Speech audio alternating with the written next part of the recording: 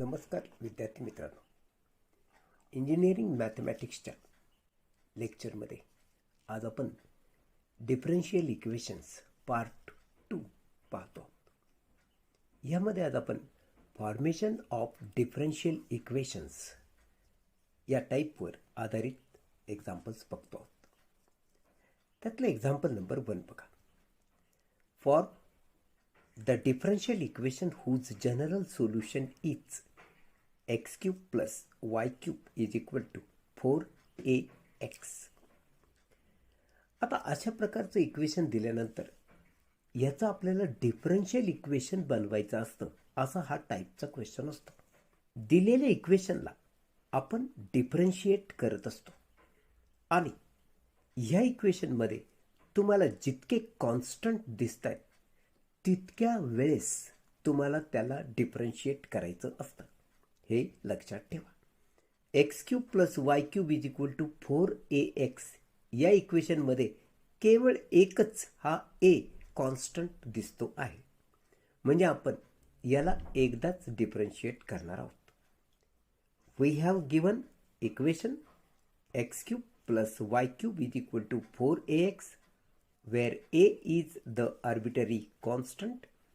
Note, the given equation contains only one arbitrary constant. The required differential equation will be of order 1. Order 1 म्हणजे तो एकदाच differentiate करायचा आहे. म्हणून मी काय म्हणतो माहिती का, differentiating with respect to x we get. दिलेल्या इक्वेशनला जर आपण डिफरन्शिएट करायला सुरुवात केली तर नीट बघ, हा आहे एक्स क्यूब, याचं डेरिव्हेटिव्ह होणार आहे 3x स्क्वेअर. डेरिव्हेटिव्ह कसं घेतो आपण, हा पॉवर समोर घेतो आणि 1 हा पॉवर कमी करत असतो, म्हणजे 3x स्क्वेअर असं होणार. म्हणून या इथं मी लिहिलं 3x स्क्वेअर. आता वायचं ज्यावेळेस आपण डेरिव्हेटिव्ह घेतो ना, विथ रिस्पेक्ट टू एक्स आपण डेरिव्हेटिव्ह घेतोय, हे नीट लक्षात ठेवायचं. म्हणून एक्सची टर्म लिहिताना आपण काय लिहिलं, सरळ सरळ 3x स्क्वेअर. पण वायच्या टर्मचं derivative with respect to X घेत असताना हे नीट लक्षात ठेव की पहिल्यांदा हा 3 समोर येणार, मग हा पॉवर 1 तू कमी करणार, म्हणजे 3 - 1 म्हणजे 2 होणार. तर काय होईल, हे 3y स्क्वेअर. इथपर्यंत ठीक आहे. पण नंतर वायचं परत डेरिव्हेटिव्ह घ्यावं लागतं आणि वायचं derivative with respect to x काय असतं, dy/dx. म्हणून नीट लक्षात घे, वाय क्यूबचं डेरिव्हेटिव्ह घेताना आपण पहिल्यांदा वाय क्यूबचं डेरिव्हेटिव्ह घेतलंय आणि त्यानंतर वायचं डेरिव्हेटिव्ह घेतलंय, म्हणजे 3y स्क्वेअर इंटू dy/dx असं आपण लिहिलं. आता यामध्ये 4ax हा एक्सचा डेरिव्हेटिव्ह 1 होणार, म्हणजे केवळ राहणार 4a. आता तुला माहिती की कॉन्स्टंट 1 होता, म्हणून डेरिव्हेटिव्ह सुद्धा आपण एकदाच घ्यायचं. ते आपण घेतल्यानंतर आता तुझ्या नीट लक्षात आलं असेल की या ठिकाणी तुला 4a हा कॉन्स्टंट अजून इलिमिनेट झाला नाही याच्यातून. दुसरी एक महत्त्वाची गोष्ट लक्षात ठेवा, जेव्हा तुम्ही डिफरन्शियल इक्वेशन बनवता तेव्हा त्यामध्ये कॉन्स्टंट टर्म नको, ती काढून टाकायची असते. मग आता हे तर डिफरन्शियल इक्वेशन झालं, पण यात कॉन्स्टंट टर्म आहे, ही इलिमिनेट झाली पाहिजे.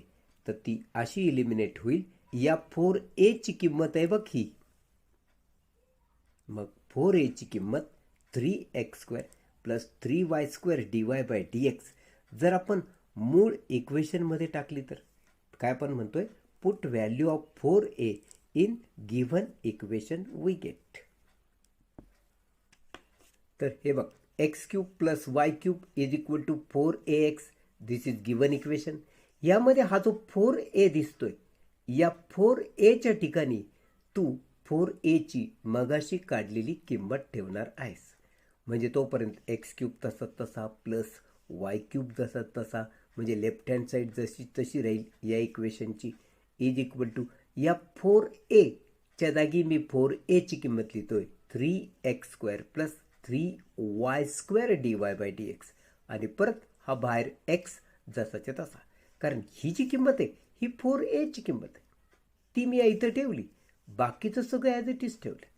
आता मला याला सोडवावं लागेल, म्हणून x³ plus y³ is equal to 3x² into x म्हणजे 3x³ plus 3x into y² आणि मग इंटू dy बाय dx.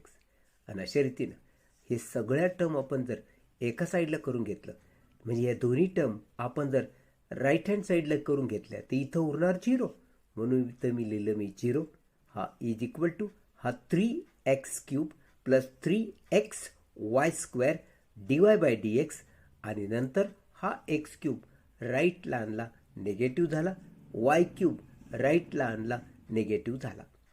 अशा रीतीनं 3x³ मधून हा एक x³ जर गेला तर खाली उरले 2x³. मग हा y³ लिहिला मी मायनस y³. मग हा 3xy² into dy by dx अशी टर्म लिहिली आणि हा 0 राईट हँड साईडला लिहून टाकला इज इक्वल टू 0. म्हणजे अशा रीतीनं 2x³ minus y³ plus 3xy² dy by dx is equal to 0. This is the required differential equation. म्हणजे दिलेल्या इक्वेशनवरून आपण डिफरन्शियल इक्वेशन कसं बनवलं हे तुझ्या नीट लक्षात आलं पाहिजे. दिलेल्या इक्वेशनमध्ये सर्वप्रथम कॉन्स्टंटची संख्या बघायची, जितके कॉन्स्टंट आहेत तितक्या वेळा डेरिव्हेटिव्ह घ्यायचं असतं आणि त्यातनं कॉन्स्टंट जे आहेत ते एलिमिनेट झाले पाहिजे, म्हणजे ते तिथून काढल्या गेले पाहिजे. आणि अशा रीतीनं जे इक्वेशन मिळतं ते गिवन डिफरन्शियल इक्वेशन असं आपण म्हणतो. एक्झाम्पल नंबर 2 बघ. Obtain the differential equation from the relation ax² plus by² is equal to 1 where a and b are constant. मग आता तुझ्या लक्षात आलं असेल या इक्वेशनमध्ये 2 कॉन्स्टंट आहेत, म्हणजे तुला दोनदा डेरिव्हेटिव्ह घ्यायचं आहे. The required differential equation will be of order 2. मग differentiating with respect to x given equation 1 we get. आता हा a x² ह्याचं डेरिव्हेटिव्ह कसं घेशील? a हा कॉन्स्टंट येतो तसंच राहील. x² डेरिव्हेटिव्ह काय असतं? 2x. म्हणून मी इथे लिहिलं 2ax, कारण हा a जसा तसा ठेवायचा आहे आणि x² डेरिव्हेटिव्ह 2x आहे, म्हणून मांडताना कसं म्हटलं मी 2ax. सिमिलरली by² याचं डेरिव्हेटिव्ह आपण कसं घेतो? हा b कॉन्स्टंट येतो तसं तसा राहतो. y² डेरिव्हेटिव्ह घेणार म्हणजे 2y लिहिणार तू 2y आणि मग ह्या yचं डेरिव्हेटिव्ह घ्यायचं म्हणजे dy बाय dx. 1 हा कॉन्स्टंट आहे म्हणून त्याचं डेरिव्हेटिव्ह 0 असतो, म्हणून मी इज इक्वल टू 0 लिहिलेलं आहे. म्हणजे 2ax plus 2by dy by dx is equal to 0. याला जर मी 2 न भागलं तर काय होईल? ax plus by dy by dx is equal to 0. मग डिवायडिंग बाय 2 वी गेट 2 ने डिवाइड केलं तर इथं झालं ax plus by dy by dx is equal to 0. याला मी इक्वेशन 2 म्हणणार आहे. आता आपण differentiating with respect to x again असं म्हणूया, म्हणजे या सेकंड इक्वेशनला आपण परत डिफरन्शिएट करू. 2 कॉन्स्टंट आहेत ना, म्हणून दोनदा डिफरन्शिएट करायचं. एकदा डिफरन्शिएट केलं तेव्हा हे इक्वेशन मिळालं. आता याला परत डिफरन्शिएट करायचं तर काय मिळतं बघूया. ax ह्याचं डिफरन्शिएशन होईल a, by dy by dx. आता यामध्ये हा y एक फंक्शन आहे आणि dy बाय dx हे दुसरं फंक्शन आहे, म्हणून यांचं डेरिव्हेटिव्ह घेताना आम्हाला इथं प्रॉडक्ट फॉर्म्युला वापरावा लागेल. हा जो कॉन्स्टंट आहे तो आपण b बाहेर ठेवूया आणि यामध्ये प्रॉडक्ट फॉर्म्युला वापरू. First function derivative of second plus second function derivative of first, हा झाला प्रॉडक्ट फॉर्म्युला. म्हणून हे बघ, हा first function as it is. dy by dxचं परत डेरिव्हेटिव्ह घ्यायचं dy बाय डी एक्सचं परत डेरिव्हेटिव्ह काय होतं, d2y by D x square, d2y by D x square. हे झालं सेकंड वाल्याचं डेरिव्हेटिव्ह, म्हणजे dy बाय डी एक्सचं डेरिव्हेटिव्ह. मग plus second function as it is into derivative of first, वायचं derivative with respect to X म्हणजे dy by D X. अशा रीतीनं कॉन्स्टंट झिरो, त्याचं डेरिव्हेटिव्हसुद्धा झिरो. हे झालं इक्वेशन 3. अशा रीतीनं तुला 3 इक्वेशन मिळाले. तुला माहिती आहे आपण याला डिफरन्शियल इक्वेशन म्हणू शकतो, रिक्वायर्ड डिफरन्शियल इक्वेशन याला म्हणू शकतो. पण यामध्ये हे जे कॉन्स्टंट आहेत ते आम्हाला रिमूव्ह करायचे आहेत, ते आम्हाला याच्यातून काढायचे, तर तुम्हाला ते डिफरन्शियल इक्वेशन मिळणार आहे. आणि म्हणून याला आपण काय पद्धत वापरतो की जेणेकरून यातनं हे ए आणि बी कॉन्स्टंट रिमूव्ह होतील. तर बघ बरं का, इक्वेशन 1, इक्वेशन 2 आणि इक्वेशन 3 आम्हाला एकत्र सॉल्व करावे लागतील. ते सोडवण्यासाठी अशी जेव्हा विचित्र अवस्था येते तेव्हा इक्वेशन सॉल्व करण्यासाठी आपण डिटर्मिनंट मेथडचा वापर करत असतो. ते नीट समजून घे. हे बघा, डिटर्मिनंट आहे. इक्वेशन 1 जो होता ना, A X square plus B Y square is equal to 1. यामध्ये हा एचा कॉन्फिशियंट, हा बीचा कोइफिशियंट आणि हा कॉन्स्टंट. म्हणजे हा कॉलम जो आहे हा एच्या कोइफिशियंटचा आहे, हा जो सेकंड कॉलम आहे हा बीच्या कोइफिशियंटचा आहे, म्हणजे बीचे सहगुणक, आणि हा कॉन्स्टंटसाठी. आता तू फर्स्ट इक्वेशनवरून ए आणि बीचे कोइफिशियंट या ठिकाणी लिहिले. इक्वेशन फर्स्ट काय होतं माहिती आहे ना, ए एक्स स्क्वेअर, म्हणून एचा सहगुणक एक्स स्क्वेअर इथे लिहिला, प्लस बी वाय स्क्वेअर, म्हणून बीचा सहगुणक वाय स्क्वेअर या इथे लिहिला, आणि इज इक्वल टू 1 होता म्हणून कॉन्स्टंट 1 इथं लिहिला. हा थर्ड कॉलम जो आहे हा कॉन्स्टंटसाठी. आता बघ सेकंड इक्वेशन, हे जे लिहिलं आहे आपण सेकंड इक्वेशनवरून लिहिलं आहे, आणि बघ सेकंड इक्वेशन तुझ्यासमोर आहे. A X plus B Y D Y by D x is equal to 0. म्हणजे एचा सहगुणक काय याच्यात, एक्स, म्हणून या इथं मी लिहिला एक्स. बीचा सहगुणक काय याच्यात, Y D Y by D x, म्हणून या इथं मी लिहिला Y D Y by D x. आणि कॉन्स्टंट किती आहे, 0, म्हणून या इथं मी लिहिला 0. त्यानंतर तो थर्ड इक्वेशन बघ, हे बघ, हे यामध्ये एचा सहगुणक किती आहे, इथं काही नाही म्हणजे 1 आहे, म्हणून या इथं मी लिहिला 1. बीचा सहगुणक काय, हे बघ, हा एवढा, y d two y by D x square plus d Y by D x into d Y by D x, म्हणजे डी वाय बाय डी एक्सचा स्क्वेअर. आणि इथं कॉन्स्टंट आहे 0, म्हणून या इथं मी लिहिलं 0. तर तुझ्या लक्षात आलं, हा जो डिटर्मिनंट बनला तो आम्हाला हे सॉल्व करण्यासाठी बनला. दुसरी गोष्ट, हे सॉल्व करून जे आम्हाला इक्वेशन मिळेल त्यात कुठंही कॉन्स्टंट टर्म नसणार आहे. ए आणि बी हे 2 कॉन्स्टंट आहेत, ते या इथं नसणार आहेत, आणि म्हणून जे इक्वेशन मिळेल ते रिक्वायर्ड डिफरन्शियल इक्वेशन असेल. आता याला आपण सोडवणार कसं, डिटर्मिनंट कसं सोडवतो तुला माहिती.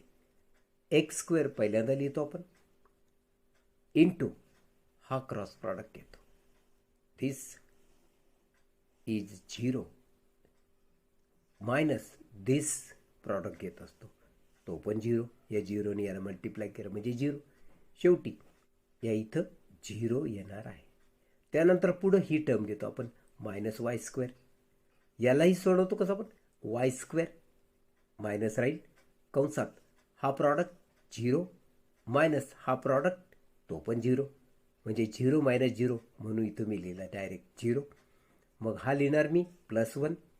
आता काय होईल, हा प्रॉडक्ट घ्यायचा आहे x into y, that is x y d two y by D x square plus x into d Y by D x bracket square. हे बघ x y d two y by D x square plus x d Y by D x bracket square आणि त्यानंतर minus sine देऊन हा product मी घेणार म्हणजे minus y D Y by D x y D Y by D x आणि हा is equal to 0 as it is राहिला.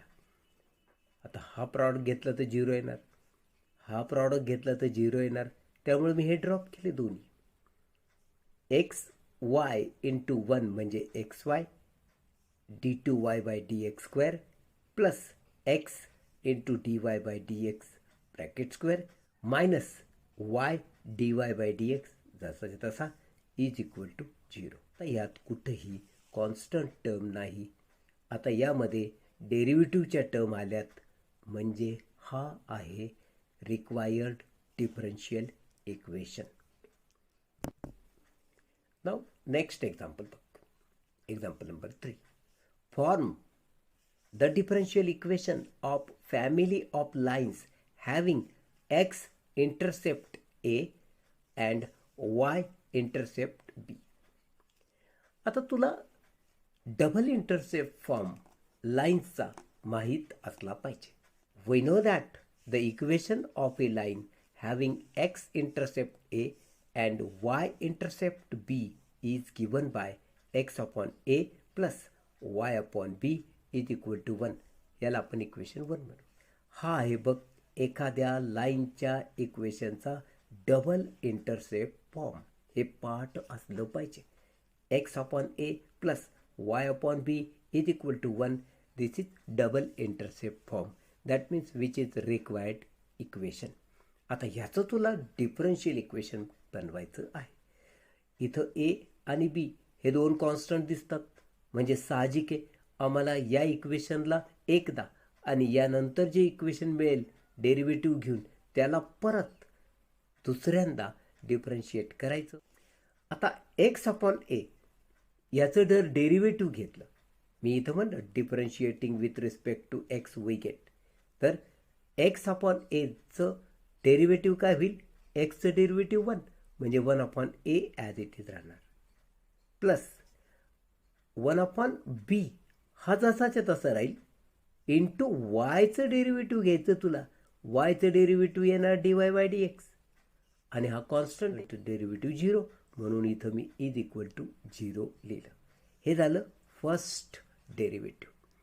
आता मला परत एकदा डेरिव्हेटिव्ह घ्यावा लागणार आहे म्हणून मी काय करतो ते डेरिव्हेटिव्ह घेण्यापूर्वी थोडंसं या इक्वेशनला व्यवस्थित मांडून घेतो. बघ बरं का, हा 1 upon b d Y by D x जसाच्या तसा ठेवला. हा 1 अपॉन ए मी राईट साईडला आणल्यानं तो मायनस झाला म्हणजे 1 upon b d Y by D x is equal to काय झालं मायनस 1 अपॉन ए. आता हा बी क्रॉस मल्टिप्लिकेशनने जर याला मल्टिप्लाय करेल तर काय होईल माहिती का, D Y by D x is equal to हा बी याला मल्टिप्लाय करेल म्हणजे B into 1 that is B which is negative so minus B upon A. हे झालं इक्वेशन सेकंड. मग आता तुला ह्या मिळालेल्या दुसऱ्या इक्वेशनला परत एकदा डेरिव्हेटिव्ह घ्यायचा आहे म्हणून differentiating equation second with respect to x we get असं म्हणणार. आता तुला माहिती आहे डी वाय बाय डी एक्सचं परत डेरिव्हेटिव्ह घ्यायचं आहे. हे बघ हे derivative d by D x म्हणजे डेरिव्हेटिव्ह कुणाचं डी वाय बाय डी एक्सचं आणि ही सगळी टर्म कॉन्स्टंट आहे. बी कॉन्स्टंट आहे, ए कॉन्स्टंट आहे म्हणजे मायनस बी अपॉन ए झाला कॉन्स्टंट. आणि तुला हेही माहिती आहे की कॉन्स्टंट टर्मचं डेरिव्हेटिव्ह 0 असतं म्हणून d by D x of d Y by D x काय होईल d two y by D x square आणि इज इक्वल टू 0 आहे. आता यात कुठंही तुला कॉन्स्टंट टर्म दिसत नाही याचा अर्थ हे झालं required differential equation. Example number 4 बघ. Obtain the differential equation eliminating the arbitrary constants a and b. Equation काय दिले तुला y is equal to A E raise to 3x plus B E raise to minus 3x. हे equation दिलं आहे. तू बघतोय यामध्ये दोन कॉन्स्टंट दिसतात ए आणि बी. तसं सांगितलंय सुद्धा ए आणि बी हे दोन कॉन्स्टंट आहेत. जर दोन कॉन्स्टंट आहे तर याचा अर्थ ह्याचं जे डिफरन्शियल इक्वेशन असेल त्याची ऑर्डर पण 2 असणार आहे, 2 असणार आहे. आणि 2 आर्बिटरी कॉन्स्टंट आहेत म्हणून या इक्वेशनला डिफरन्शिएट करायचं एकदा झालं आणि त्यानंतर आलेल्या इक्वेशनला परत डिफरन्शिएट करायचं, दुसऱ्यांदा डिफरन्शिएट करायचं. अशा रीतीनं दोनदा डिफरन्शिएट करावं लागतं कारण कॉन्स्टंट 2 आहेत. हा पण एक रूल लक्षात ठेव. मग आता पहिल्यांदा ह्याला मी डिफरन्शिएट करतो. So differentiating with respect to x given equation 1ला वी गेट. तर बघ बरं का, याचं डेरिव्हेटिव्ह झालं dy बाय dx, म्हणजे लेफ्ट हँड साईडचं डेरिव्हेटिव्ह वायचं डेरिव्हेटिव्ह dy बाय dx. आता याचं डेरिव्हेटिव्ह आपण घेतोय, हा ए कॉन्स्टंट आहे, ॲज इट इज राहणार. ई रेस टू 3x ह्याचं डेरिव्हेटिव्ह काय असतं तुला माहिती आहे? ई रेस टू 3xचं डेरिव्हेटिव्ह ई रेस टू 3xच असतं. पण परत इंटू मग या पॉवरचं डेरिव्हेटिव्ह घ्यायचं असतं, हे शांतपणे समजून घे. म्हणून ई रेस टू 3xचं डेरिव्हेटिव्ह म्हणजे e raise to 3x into derivative of 3x with respect to x असेल तर 3xचं डेरिव्हेटिव्ह फक्त 3 होणार, म्हणून तो 3 मी या इथं लिहिला. हा ए जसा तसा आहे, 3xचं डेरिव्हेटिव्ह घेतलं तो 3 आहे आणि ई रेस टू 3xचं डेरिव्हेटिव्ह ॲज इट इज असतं. ई रेस टू 3xचं derivative E raise to 3x जसाच्या तसा.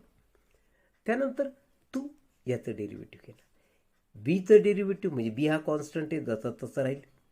हे बघा B E raise to -3x त्याचं derivative E raise to -3x जसा तसा राहील. हे बघा इंटू आपल्याला या पॉवरचं पण डेरिव्हेटिव्ह घ्यावं लागतं.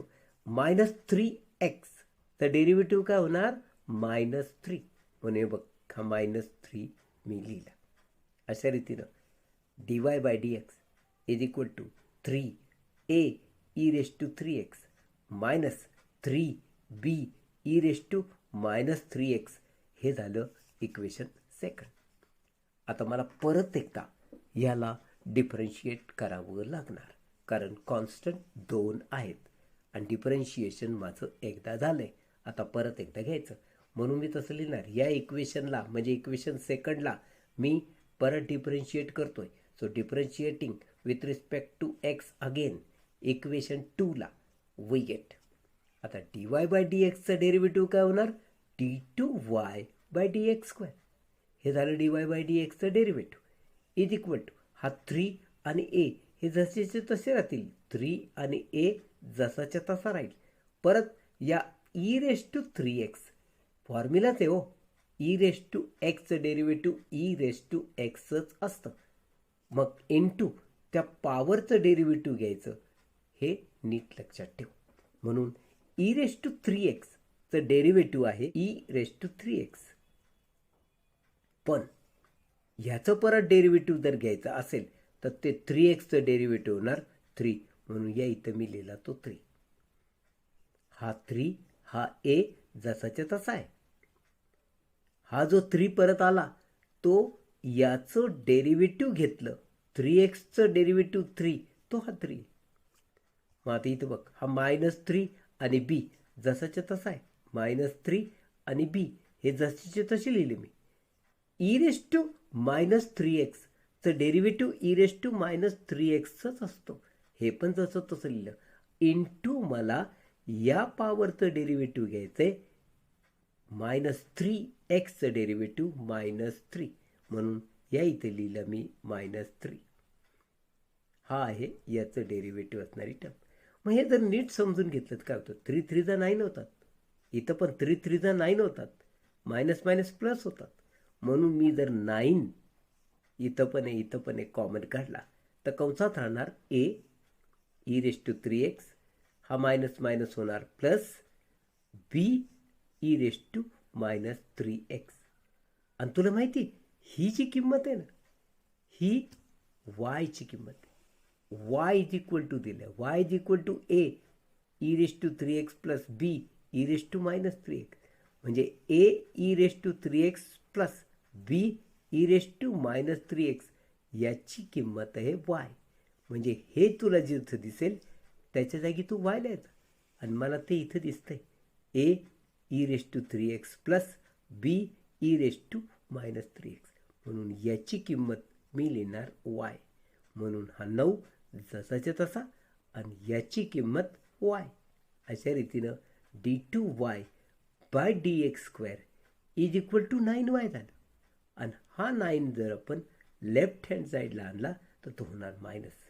आणि अशा रीतीनं तुला फायनल आन्सर मिळणार आहे d2y by dx² minus 9y is equal to 0.